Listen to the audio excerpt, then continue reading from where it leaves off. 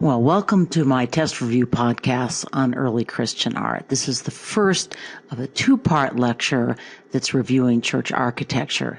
Big topic. I'm hoping this will be useful for you at the end of the year as well as you're preparing for your AP exam. So anyway, last year I attended a one-day seminar for AP art history teachers in New York City. The leader of the seminar was an AP veteran, and he told us that students tended to score lowest on architecture questions and on medieval art questions. So a medieval Christian cathedral, he told us, was a perfect storm.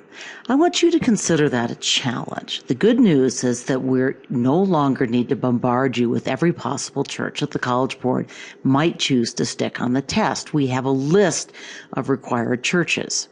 At the same time, you're going to need to know more about these 6 churches, and you'll probably be asked more comparative questions and more questions about change over time. Well, I found as many questions from the new curriculum as I can. Many of the questions on your unit exam will come from old AP exams before the new curriculum was adopted. Sometimes I've even kept questions about images that are no longer required because I think these works fill in some serious gaps in the AP list, or because I think you might be asked to attribute these important works to a period, or because I just can't bear to give them up. Your test will, as usual, include matching quizzes by title, but this test will include, in addition, the wickedest matching quiz that I have ever written. It has vocabulary, floor plan, and elevation matching from our required churches. Ouch! I always told my economics students the graphs were their friends, but many of them did not believe me. Floor plans are also your friend. And yeah, I'm guessing many of you don't believe me either, but it's true.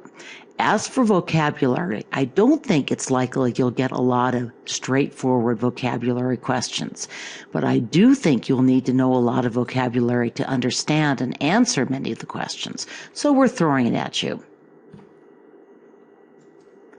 And no, I haven't switched units.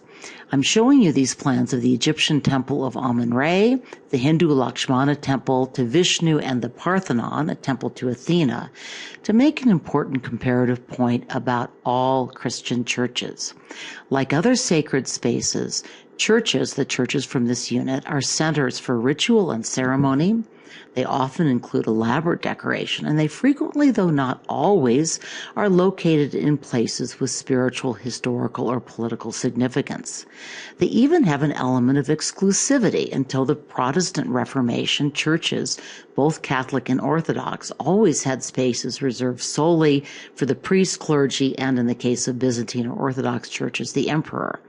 But Christian churches are not houses of a god or of a cult image, and the rituals and ceremonies that take place inside them are congregational. In other words, the rituals are meant to be seen and participated in by large groups of people. The functional and theological imperative drove church architecture from the time that the church was large enough and legal enough to attract crowds. So here we see the Basilica Plan used for Roman administrative buildings, and it fit these needs perfectly, plus having the added benefit of conveying imperial authority and approval. Here we see the Santa Sabina Plan, arguably our 2 most important vocabulary terms. The nave is the large open space at the center of every church. The rounded apse, once the site of a cult statue or the law courts, now houses the altar, a sacred space for priests, but also space that can be seen by the entire congregation, often raised up on stairs. The apse almost always faced east, so that the priest offering Mass, that means he was facing the altar and not the congregation in these pre-Vatican II times. The priest was therefore also facing the rising sun, signaling a new beginning as he consecrated the elements. So what purpose did the aisles serve in an early Christian late antique church? Those terms are used interchangeably, so I'm going to use them interchangeably. Well, the aisles allowed the church to hold more people, of course, but they also served to separate men and women in some cases. In an early church, men would have sat in the nave, women in the aisles. Women also sometimes sat in the galleries. Women were usually separate from men in Byzantine churches as well. Again, sometimes standing in the galleries, sometimes standing at opposite sides of the nave. The theory behind this, by the way, was that this would help both sexes avoid distraction. The image on top is the Basilica Ulpia from Trajan's Forum. On bottom, Santa Sabina in Rome. Note that both have not only a large open space, but a nave arcade set apart by arches and columns. So that's that row of columns. Santa Sabina's come from an old Roman temple. Remember the word for that? It's on the test. So what other features of a typical basilican church are we seeing here? Well, two other words for that long rectangular nave are longitudinal or axial. There's a flat timber roof, clerestory windows letting in light from above, the apse holding the altar, the rounded semicircular apse, and the aisles, in this case, again, set off by an arcade. Timber roofs were not all that heavy, so these churches did not need thick walls for support, but of course, timber roofs did catch fire. So do you see a dome, or a barrel vault, or a groin vault? Nope. Those are features of central plan churches or later Byzantine churches that combine basilican form with a dome. This is an early Christian, not a Byzantine basilica. Lots of hints there. So you should be braced for questions about this church. There are many of them, and many of them involve the vocabulary that's on your matching quizzes. So how is this church decorated? Take a look at the floors and columns in the picture on the bottom right. You see lots of Roman marble, right? And where did I just say the columns come from? Know the term for this architectural recycling. We've talked about the advantages of a basilica plan, but there were advantages to a central plan as well. These two images do appear on the test with comparative questions. I hope you all recognize the Pantheon on the left, and you see two images of San Vitale on the right. Both buildings share a distinctive and famous feature that a central plan makes possible, a soaring dome, which leads viewers' eyes and presumably thoughts heavenward.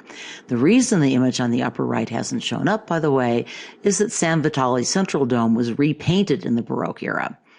Note that the Pantheon does not include all these semicircular niches, or exedrae as they're called. They're a characteristic Byzantine embellishment that create and help support the roof. They also create an opportunity for more elaborate mosaic decoration. San Vitale differs from the Pantheon in that it includes what architectural feature? It's that funny shaped oval that looks like a racetrack, and in fact, it still puzzles architectural historians just why it ended up with that particular shape. It's the entryway for the church, and the same name for entryways persists through the Romanesque and Gothic eras, in fact, up to today. You enter the church through the, check out your matching quizzes. There are several more questions about San Vitale. Where is it located? Who sponsored the church? And by the way, sponsored is not the same as paid for. We know that San Vitale was paid for largely by a wealthy Roman. We don't know anything really about him but his name. He might have been an envoy from Justinian. He may have been a banker. Any rate, what I'm looking for is a title here. Which title, what kind of person sponsored both churches? So for nearly 1,000 years, Hagia Sophia, that by the way is the Greek pronunciation, was the largest cathedral in the world. Remember how Sinan the Great spent his lifetime trying to equal it in the name of Allah? So is this a basilican axial plan, or is it a central plan church? The answer, and some form or another of this question shows up all the time, is that it's both, which is what made Hagia Sophia so transformative in the history of architecture, and also what it made it possible to be so high and so huge at the same time. Justinian wanted to have it all. He wanted the huge rectangular spaces of the Basilican Church. He wanted the soaring domes of the central plan. He chose as his architects two mathematicians. And you'll need to know that, by the way. And the solution they devised is brilliant. Half domes and what are called pendentives help support the central dome, allowing for clerestory windows to be added and therefore to bathe the church in light. More light still comes from the characteristic art of Byzantine churches, which is mosaics. Note that those curved surfaces help mosaics reflect light. So does setting the mosaic pieces, which are also called tesserae, Tesserae, of setting those squares slightly on edge so that they catch the sunlight. So there are also a lot of questions about this church. When was it constructed? Who was its patron? Who were its architects? Recognize the names, know the professions, which I just told you. Also keep in mind that the College Board is interested in change over time and the reinterpretation of works. So this is a work whose function has in some ways changed dramatically. First a church, then a mosque, and finally a museum. So what was added to the exterior of Hagia Sophia and why? Note that the current floor plan on the right includes a maksura, a minbar, and a mihrab. Do you remember those? Hagia Sophia is currently a museum, although there is some pressure to restore its status as a mosque. Part of what makes visiting it rather surreal is this juxtaposition of Christian mosaics and Arabic calligraphy, of Christian religious structures and Muslim religious structures. On the upper left, you see the mihrab, which is in the apse where the altar used to stand. So what work from an earlier unit was inspired by Hagia Sophia? I gave you the architect's name a few minutes ago, and yes, that is a test question. Know the title and not just where it's located. The AP question only gives you the title. So we no longer have Byzantine churches on the required list, but you should remember that non-required works are fair game if they bear similarities to other works. That's what attribution questions are about. So here we see the interior of an 11th century church, Byzantine church in Greece. But really it's being used on the exam as a generic Byzantine domed church. So what image does the central dome contain? And what image would most major domed Byzantine churches contain? I talked about that when I talked about images of Christ.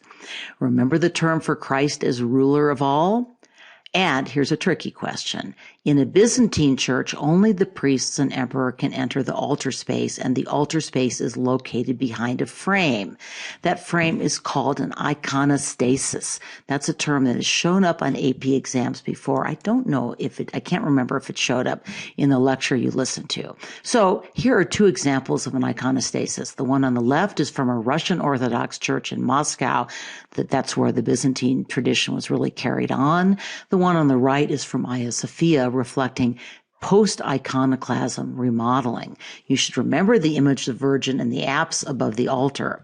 Note that in Orthodox liturgies, the priest is much more separated from the people. There is that greater emphasis on Christ ruling over the world and to some extent standing outside the world, and the priest is part of that imagery. It's characteristic of Orthodox faith and practice, reinforced by architecture. Again, we see that function and form are related.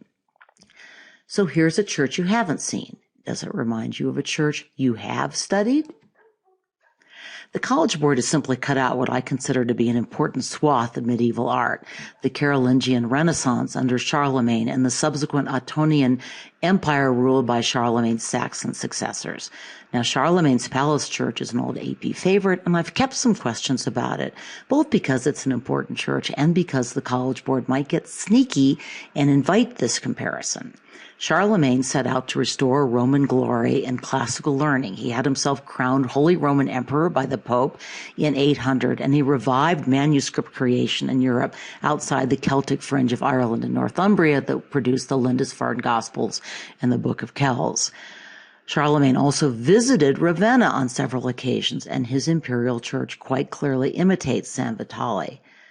So here you see San Vitale on the left and Charlemagne's Cathedral at Aachen on the right. Note that he's added a long, magnificent apse. Like Justinian, he wanted a soaring dome and an impressive longitudinal space.